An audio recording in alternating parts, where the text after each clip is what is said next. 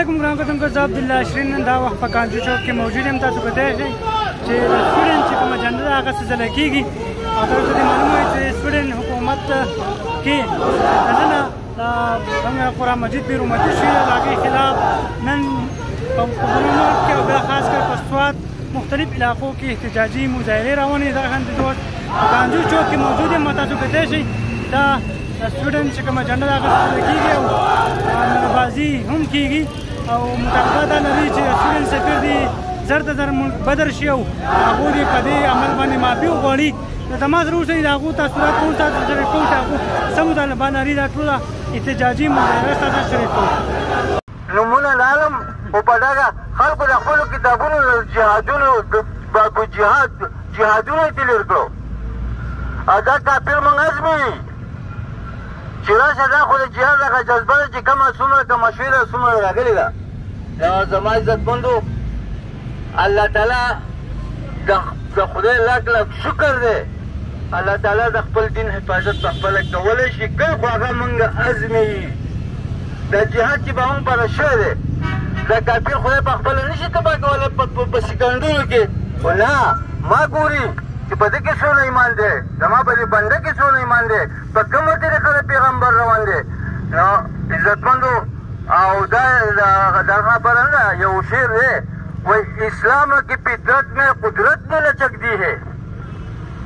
اسلام کی فطرت میں قدرت نے لچک دی ہے، جتنا ہی دبائیں گا اتنا ہی ابھرے گا. څومره دا کفار چې ځان شلی که نه زمونږ د قرآن بې عزتي کوي، نعوذ بالله، زمونږ د پیغمبر بې عزتي کوي، نعوذ بالله، د خدای په ذات کې خبرې کوي. نو دا د خدای لاک لاک شکر دی چې دا دین اوچتېږي. اوس دا واقعات چې نوی شوی موږ به سره غونډېږو، نو دې به موږ کې نوی اتحاد ولوله جذبه پیدا کړه او انشاءالله چې موږ خپل سرونه ګډ کړو او په دې کې زه د افغانستان حکومت ته، د ترک حکومت ته، خپل حکومت ته چیف اف آرمی سټاف په دې کې خصوصي نوټس اخیستی دی سید آصف منیر صاحب، چې سخت الفاظ ورته ویلي چې دا ولې دا کار شوی دی او انشاءالله که هغې چېرې ګرفتار کړو په موقع باندې نو فوراً زموږ حکومت له پکار دي چې د هغه د رهایۍ دپاره اقدام پورته کړي او د هغه د رهایۍ عمل شروع کړي. د هغې نه وروستو موږ ټول وروڼه راغلي یو، د الله په لار کې راوتي یو، د الله په لار کې راوتي یو. نو موږ تاسو ته دا یو سوال کوم چې تاسو د الله په لار کې راوتي نو د خپل ثواب نه یو عذاب مه جوړوئ، لږ لږ رانږدې شئ دا روډ آزاد کړئ دپاره د خدای. زموږ ایمان هم نشته، موږ د هغو سره بیا شریک یو. مهرباني وکړي چې فوراً دې دا سفیر لرې کړی شي او زموږ سفیر ته راوغوښتلی شي او تر هغې پورې دې د هغو سره سفارتي تعلقات نه بحال کړئ چې تر څو پورې دې مجرمانو له سزا نه ورکړی شي او آینده دپاره داسې ناوړې واقعه بیا نه کېږي. زه ستاسو ته مبارکباد وایم، ستاسو ایماني جذبې ته مبارکباد وایم چې په تاسو کې د ایمان جذبه ده، صرف د الله د رضا دپاره راوتې، د خپل مقصد د خپل سیاست دپاره خوار سړی راوځي، خو دا موږ صرف د الله دپاره راوتو، هېڅ سیاست یې پکې نشته دی او الله دی دغه ظالمان دغه کافر تباه و برباد کړي. والسلام. قرآن زنده‌باد، زنده‌باد. شان قرآن زنده‌باد، عظمت قرآن زنده‌باد. نعره تکبیر، الله اکبر. میدانوں میں جا ایسی ضرب لگا کیا یاد رکھے ہم کی نسلیں یہ کوئی ابن حیدر آیا تھا. نعره تکبیر، الله اکبر. قرآن زنده‌باد، شان عظمت قرآن زنده‌باد. قرآن پاک باندې هغو بې حرمتي کړې ده او یو سویډن نه که سل سویډن پیدا شي نو زمونږ قرآن پاک چې دی د هغې الله تعالی د قیامته پورې د هغې ذمواري اخیستې ده. زمونږ قرآن له هغو هېڅ قسم دغه نه شي کولی، خو زمونږ د ایمان جذبه دا ده چې موږ له پکار ده چې موږ خپل احتجاج وکړو.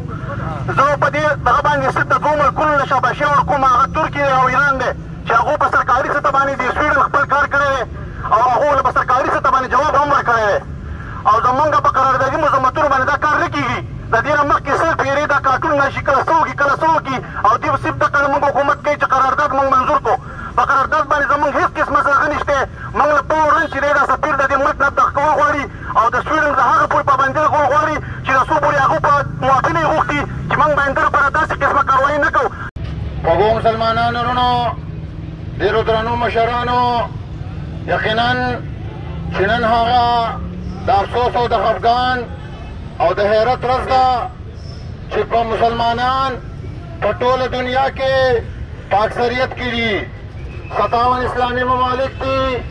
د 1 ارب نه زیات مسلمانان دي خو کافر هغه په موږ باندې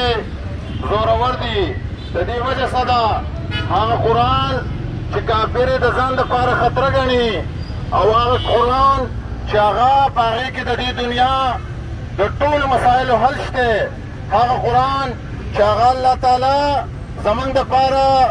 یو روشني را لېږلې ده یو کتاب هدایت دی یو هغه پمپلیټ دی چې موږ ته یې دا ویلي دي چې تاسو به په دې قرآن باندې خپل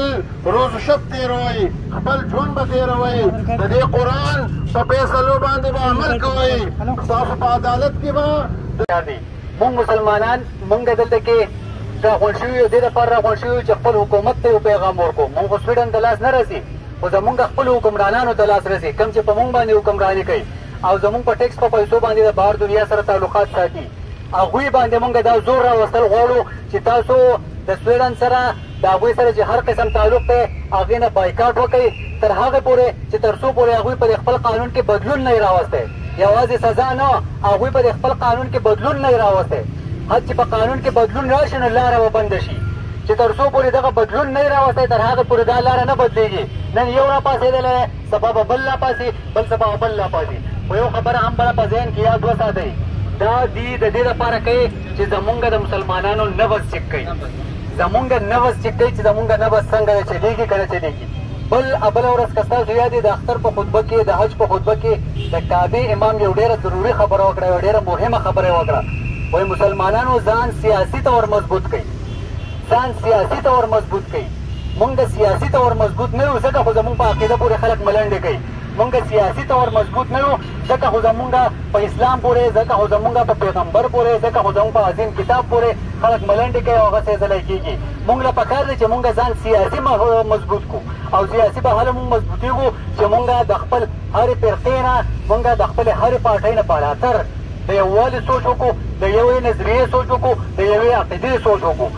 دا لوس کوو